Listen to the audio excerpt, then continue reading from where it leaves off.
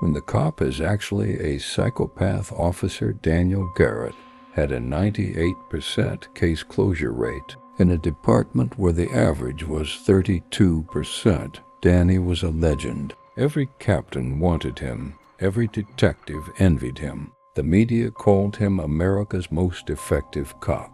But what they didn't know, what nobody knew for 7 years, was that Danny wasn't solving crimes. He was creating them, staging them, and framing innocent people with a precision that would make you question every conviction you've ever heard about. This is the story of how one partner's suspicion, one tiny inconsistency, and one horrifying discovery in a storage unit brought down the most decorated officer in Portland Police Bureau history.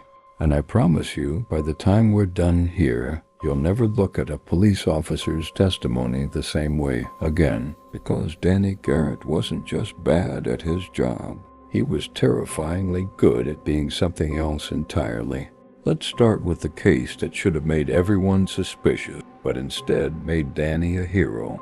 March 2018, Portland, Oregon. A young woman named Sarah Chun, 23 years old, was found dead in her apartment in the Pearl District, strangled. No forced entry, no signs of struggle. Her boyfriend, Marcus Webb, called it in at 2:17 a.m., hysterical, claiming he'd just gotten home from his night shift and found her. Patrol officers arrived first, secured the scene, and called in detectives. But before the detectives could even get there, Officer Danny Garrett, who'd been doing a routine patrol nearby, showed up and offered to help process the initial scene. Nobody thought twice about it. Danny was known for being thorough, for going above and beyond. What nobody knew was that Danny had been watching Sarah Chun for 3 weeks. The investigation moved fast, too fast. Within 6 hours, Marcus Webb was arrested and charged with first-degree murder. The evidence was overwhelming. His fingerprints were on Sarah's neck, not just on her skin, but in the exact pattern consistent with strangulation.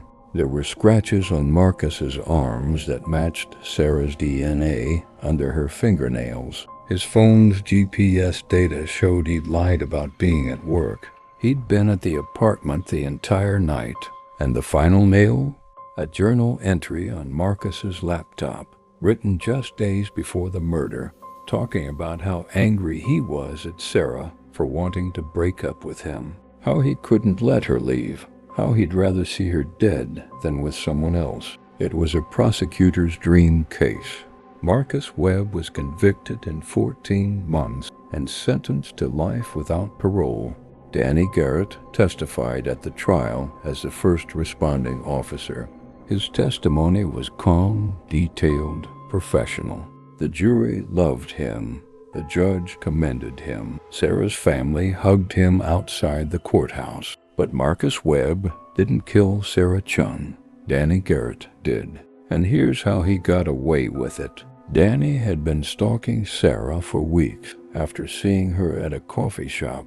He learned her routine, her boyfriend's schedule, where she worked, where she lived. He knew Marcus worked night shift 3 times a week. On the night of the murder, Danny waited until Marcus left for work, then used a lockpick set to enter Sarah's apartment. He wore gloves, a hairnet, shoe covers, everything a crime scene tech would wear. He strangled Sarah with methodical precision, making sure to leave no trace of himself. Then came the genius part. Danny had collected Marcus's fingerprints weeks earlier from a coffee cup Marcus had thrown away. Using a technique he'd learned from a forensic science journal, Danny transferred those prints onto a piece of latex, then pressed that latex onto Sarah's throat, creating perfect strangulation marks with Marcus's prints embedded in the skin. The scratches on Marcus's arms? Danny had collected Sarah's DNA from hair she'd left on a gym locker and planted it under her own fingernails post-mortem. Then later scratched Marcus during a traffic stop he initiated specifically for that purpose, claiming Marcus had resisted. The GPS data? Danny had stolen Marcus's phone during that same traffic stop, drove to the apartment building, then returned it before Marcus even noticed it was gone. And the journal entry? Danny had hacked Marcus's laptop using police software designed for digital forensics and planted the entry himself, backdating it to make it look authentic. It was perfect, flawless, and Danny had done it twice before. Sarah Chun, once in 2016 with a homeless man blamed for murdering another homeless man. Once in 2017 with a domestic violence case where the husband was blamed for killing his wife. Both convictions, both life sentences, both completely innocent. And here's the thing that should terrify you. Danny wasn't doing this for money, for revenge, for any rational motive. He was doing it because he enjoyed it. He enjoyed the puzzle of creating the perfect frame. He enjoyed watching innocent people realize nobody believed them. He enjoyed being praised for putting monsters away when he was the monster. Clinical psychopathy at its finest. For 7 years, Danny operated with complete impunity.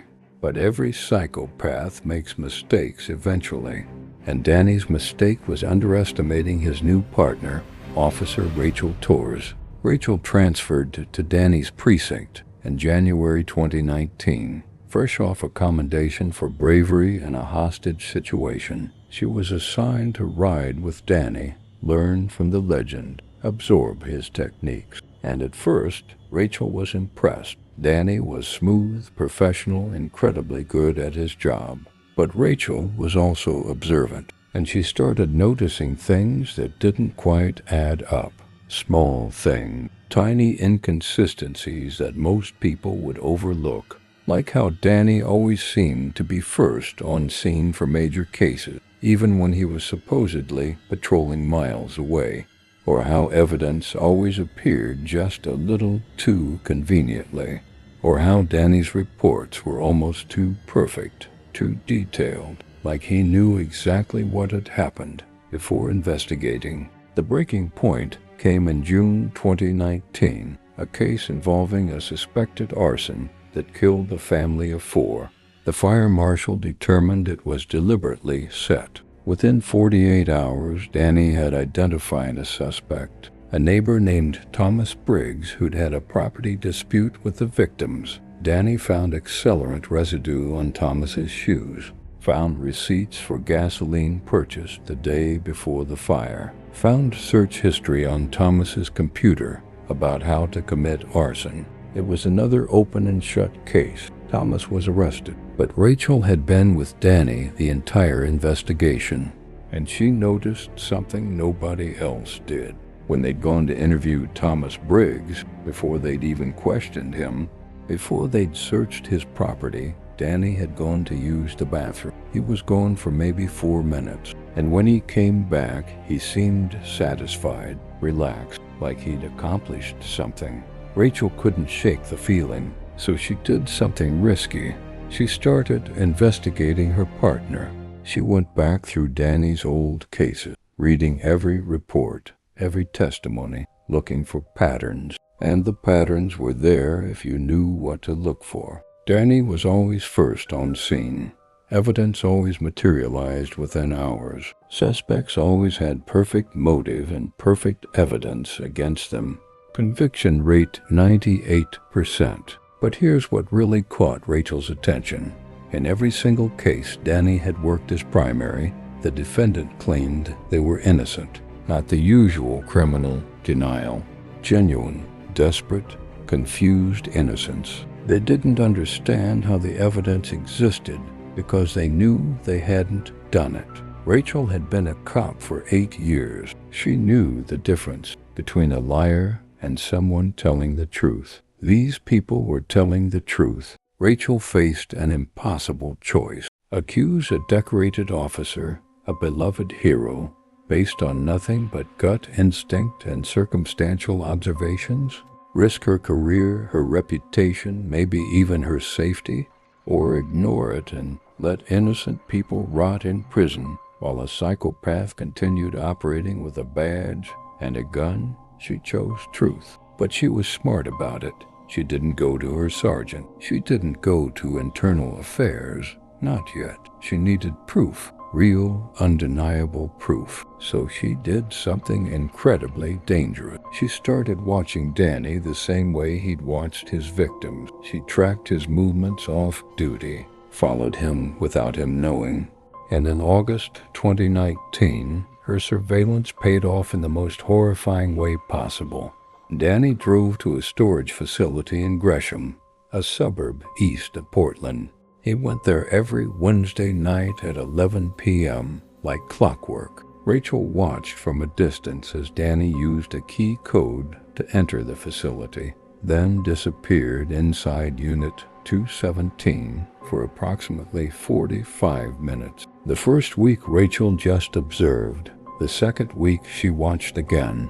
Same pattern, same unit. Third week, Rachel made her move. After Danny left, she approached the facility manager, flashed her badge, and said she needed to inspect Unit 217 as part of an ongoing investigation. The manager hesitated, but complied. What Rachel found inside that storage unit would be enough to make her vomit in the parking lot and immediately call the FBI. The unit was organized like an office: file cabinet, a desk, a computer, corkboards on the walls covered in photos. But these weren't normal files or normal photos. The file cabinets contained folders on over 40 different people. Each folder had surveillance photos, daily schedules, personal information, relationship details, everything you'd need to know to destroy someone's life. The photos on the corkboards showed crime scenes, Danny's crime scenes, but mixed in with the official police photos were personal photos Danny had taken himself before the police arrived, showing angles and details that wouldn't be in any report. The computer, when Rachel managed to boot it up, contained everything: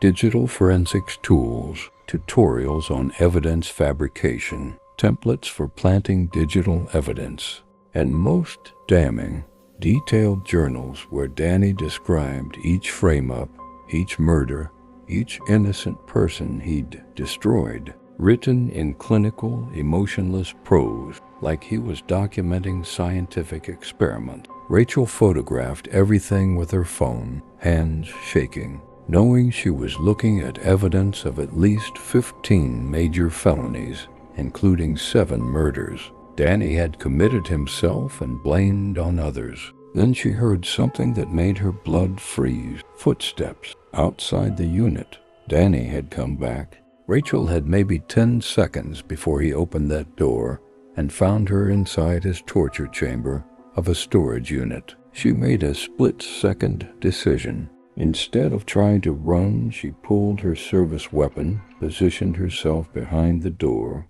and waited. The door rolled up. Danny stepped inside, still in his patrol uniform, carrying a bag from Home Depot. He didn't see Rachel until her gun was already pressed against the base of his skull. "Don't move, Danny. Hands up. Do it slowly."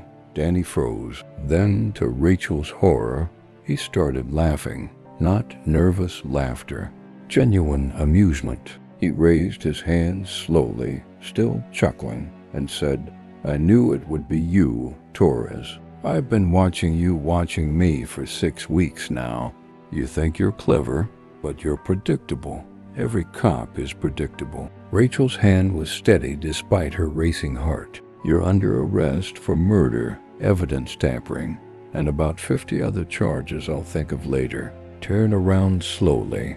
Danny complied, turning to face her, and Rachel saw something in his eyes that would haunt her forever. No fear, no remorse, just curiosity, like he was genuinely interested in how this would play out. "You know what the beautiful thing is, Torres?" Danny said, his voice calm, almost friendly. "Even with all this evidence, even with my journals, my photos, my confessions, I might still walk because I'm a cop. Juries love cops. And every single person I framed, they're convicted.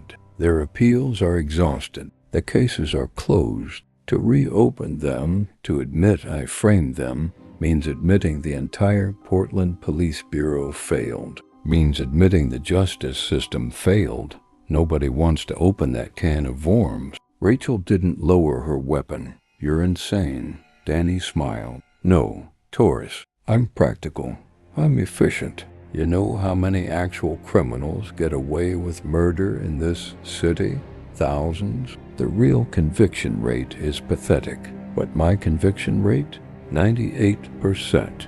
I don't put criminals away. I put people away. But the public feels safer. The families get closure. The department looks good. Everyone wins. Except the innocent people rotting in prison, Rachel said. Danny shrugged. Acceptable casualties. Society needs monsters to hate. I provide them. I'm a public service. Rachel called for backup, kept her weapon trained on Danny, and waited. Danny didn't resist, didn't fight, just stood there with that unsettling calm, like this was all going according to some plan she couldn't see. When backup arrived, when other officers saw what was in that storage unit, the shock was palpable. This was Danny Garrett, the hero, the legend, and he was the worst kind of criminal they'd ever encountered. The arrest made national news within hours. America's most effective cop revealed to be a serial killer and frame artist. The FBI took over the investigation immediately, treating it as a federal case due to the civil rights violations involved. And as they dug deeper, the scope of Danny's crimes became staggering. Over 7 years, Danny Garrett had murdered 11 people and framed innocent individuals for every single one. He'd committed an additional 8 violent felonies, including assault, arson, and armed robbery, and framed others for those as well. He'd fabricated evidence in 37 separate criminal cases. 19 innocent people were currently serving life sentences because of Danny.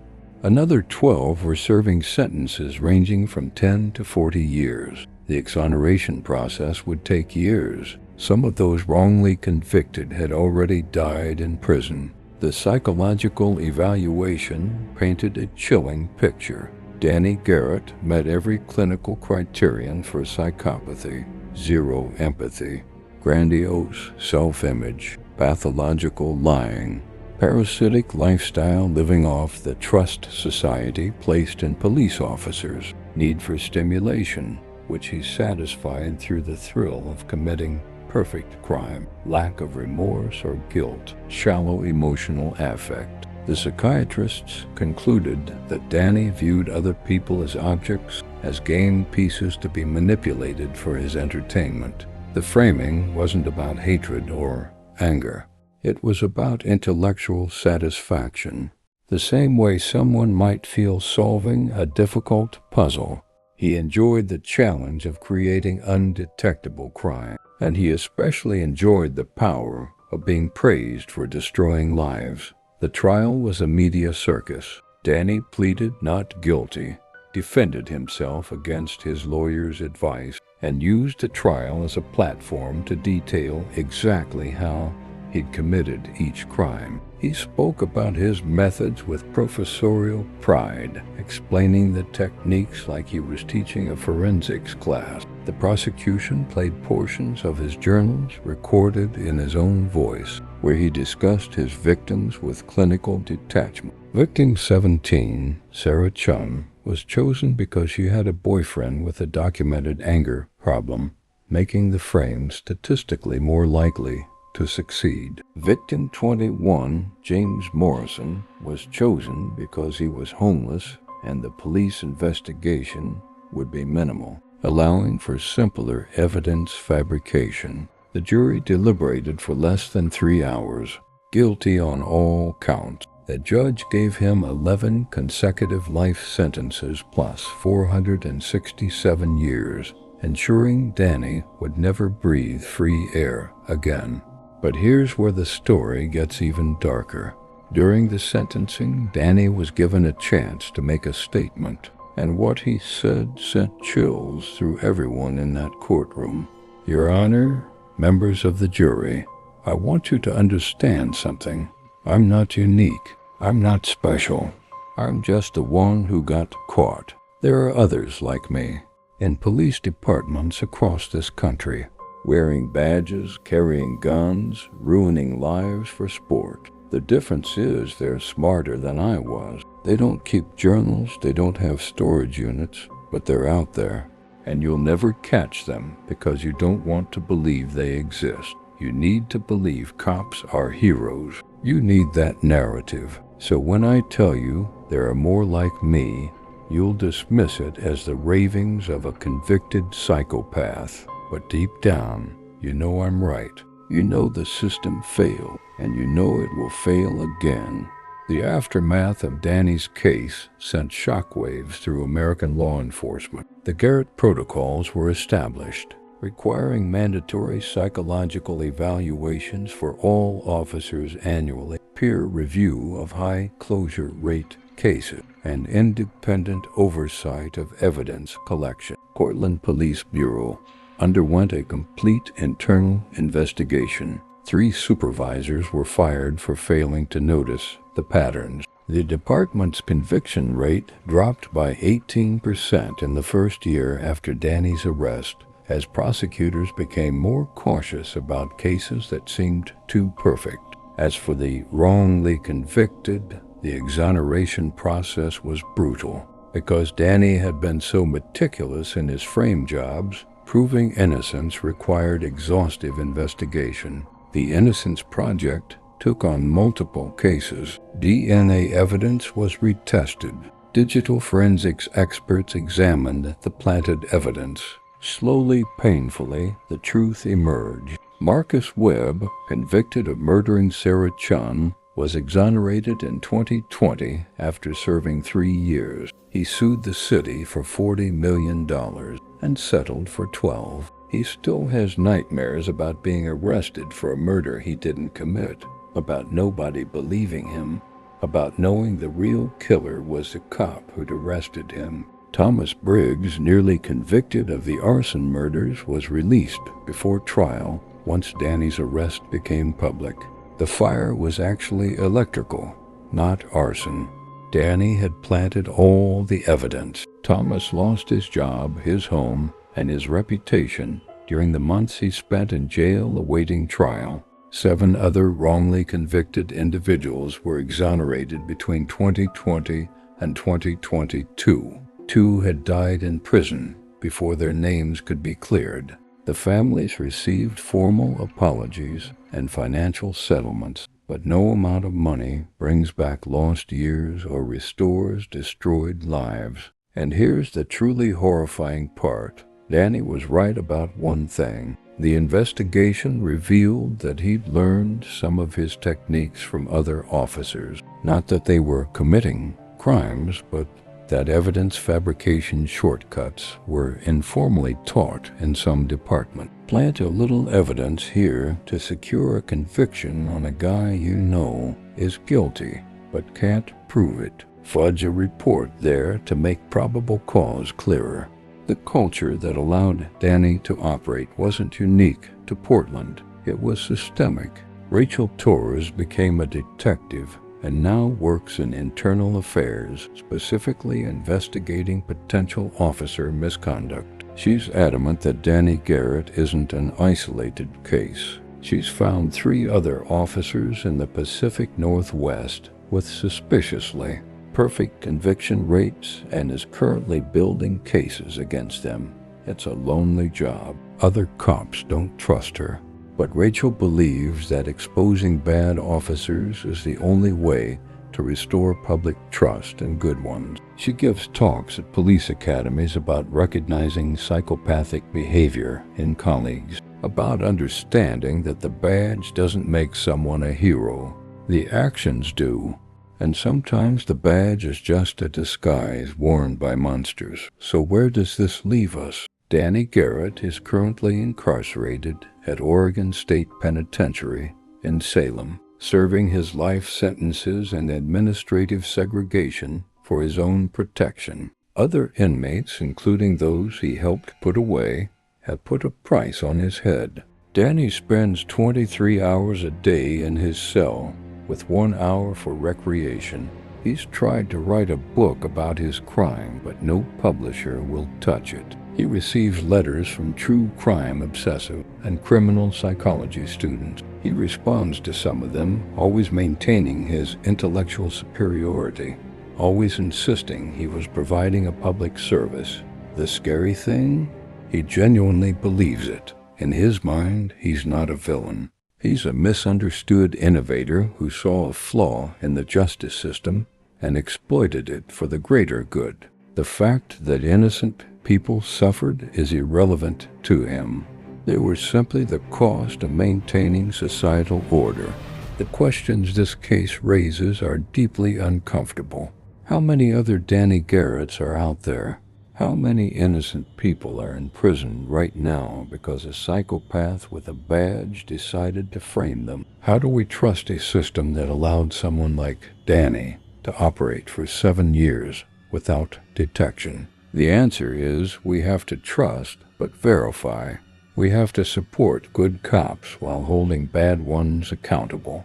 We have to remember that a high conviction rate doesn't automatically mean justice is being served. Sometimes it means someone is gaming the system, and we have to listen when the accused claim innocent. Not every claim is valid, but some are, and those deserve investigation, not dismissal. Officer Rachel Torres saved potentially dozens of future victims by taking down Danny Garrett, but she'll tell you she wishes she'd caught on sooner. She wishes she'd trusted her instincts earlier.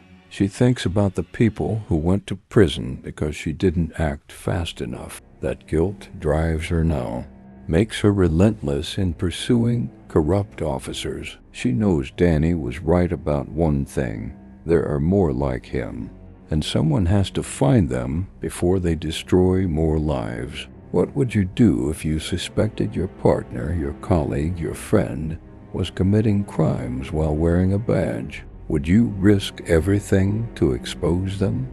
Or would you tell yourself you must be wrong, that someone that good at their job couldn't possibly be evil? These aren't easy questions, but they're necessary ones. The Danny Garrett case proved that evil doesn't always look like evil. Sometimes it looks like excellence. Sometimes it wears a uniform and receives commendations and gets praised by the mayor. Sometimes the monster is the one everyone trusts most. And that's what makes psychopaths so dangerous. They're not the obvious villains. They're the charming ones, the competent ones, the ones who make you feel safe while they're planning your destruction. Danny Garrett had the entire city of Portland fooled for 7 years. He had a 98% conviction rate. He was America's most effective cop, and he was a serial killer who used the justice system as his weapon of choice.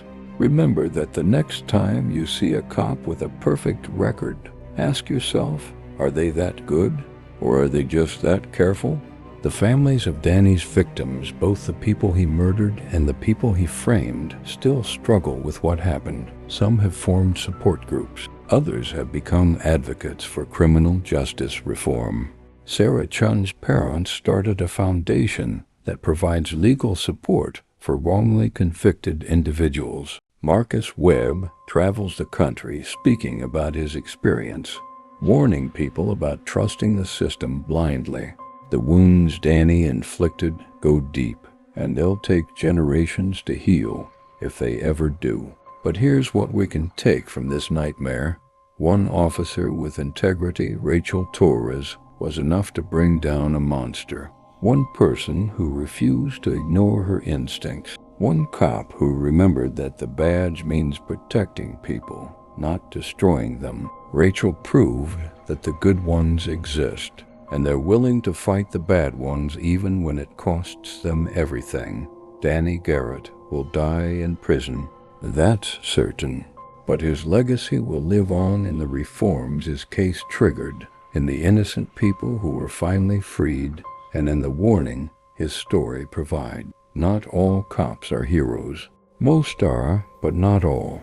And the ones who aren't can do damage that lasts lifetime. Stay vigilant, question everything, and never assume that authority equals morality.